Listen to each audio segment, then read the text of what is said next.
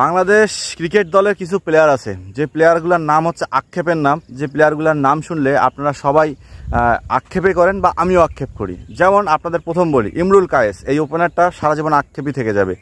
এনামুল হক বিজয়, হ্যাঁ রিসেন্ট তাকে এই দলের অধিনায়ক করে পাকিস্তানে পাঠানো হয়েছে পাকিস্তান সিরিজ খেলানোর জন্য, পুরো একটা আক্ষেপের নাম। সেই সাথে তৃতীয় আক্ষেপের নাম, সবচেয়ে বেশি আক্ষেপের নাম যদি আপনারা জানেন সেটা হচ্ছে কি আমাদের সাইফুদ্দিন, যাকে আমরা পেস বোলিং অলরাউন্ডার, যাকে একটা সময় আমরা ওয়াটসনের সাথে তুলনা করতাম।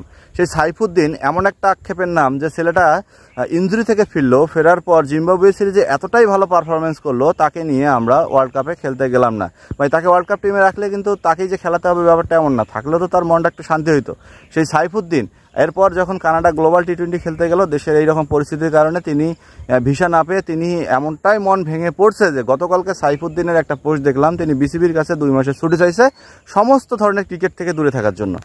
এটা একটা বাংলাদেশ ক্রিকেট বোর্ডে বা বাংলাদেশ ক্রিকেটে নজির হয়ে থাকবে, কারণ আমরা কখনো কোনো প্লেয়ারকে দেখি নাই যে তিনি সব ডিপ্রেশন ভোলার জন্য তিনি ছুটি চাইছে। আমরা এই জিনিসটা সবসময় ইংল্যান্ডে দেখছি, অস্ট্রেলিয়ায় দেখছি, নিউজিল্যান্ডে দেখছি, কিন্তু বাংলাদেশেও যে আমাকে দেখতে হবে এটা আমি দেখিনি। কারণ কি, বাংলাদেশের খেলোয়াড়রা এমন একটা পর্যায়ে থাকে যে তারা যদি তাদের জায়গাটা একবার ছেড়ে দেয় পরে ওই জায়গাটা আর খুঁজে পাওয়া মুশকিল হয়ে যায়। যেমনটা দেখেন শরীফুল ইসলাম প্রচুর ফর্মে ছিল, আমাদের একটা ইনজুরির কারণে তানজিদ হাসান সাকিবকে জায়গা ছেড়ে দিয়ে তানজিদ হাসান সাকিব এখন রেগুলার খেলতেছে, যে শরীফুল আর স্কোয়াডে আসতেছে না।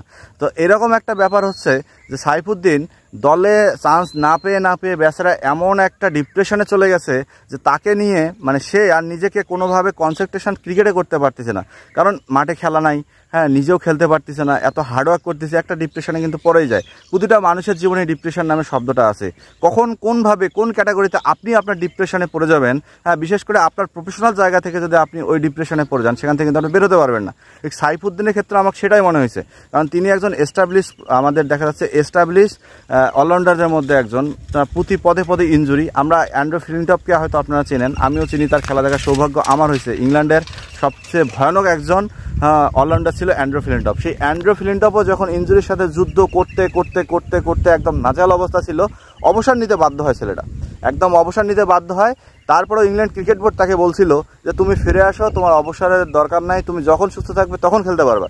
কিন্তু তারপরেও তিনি এতটাই ডিপ্রেশনে চলে যায় যে ক্রিকেট নামের শব্দটা থেকে তিনি একদমই দূরে চলে যায়, তিনি আর ইংল্যান্ডের জাতীয় দলে ফিরে আসে না।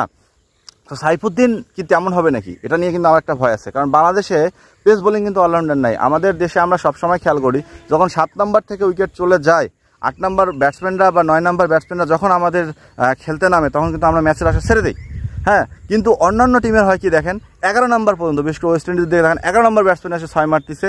অস্ট্রেলিয়ার দিকে দেখেন, অস্ট্রেলিয়ার সেই ওয়ার্ল্ড কাপে সেই আফগানিস্তানের সাথে ম্যাচটা যদি আপনি দেখেন, ব্যাট কামিজ একদিকে ধরে আছে, অন্যদিকে আমাদের যে ম্যাক্সওয়েল ছিল, ম্যাক্সওয়েল কিন্তু একদম পিটায় ম্যাচটা বের করে নিয়েছে। কিন্তু বাংলাদেশের যদি ওইখানে মোস্তাফিজুর রহমান থাকতো, এইদিকে যদি আমাদের সাকিব আল হাসানও দাঁড়ায় থাকতো, তাও কিন্তু ম্যাচটা হারা যেত, কারণ মুস্তাফিজ এক বলে আউট হয়ে যেত।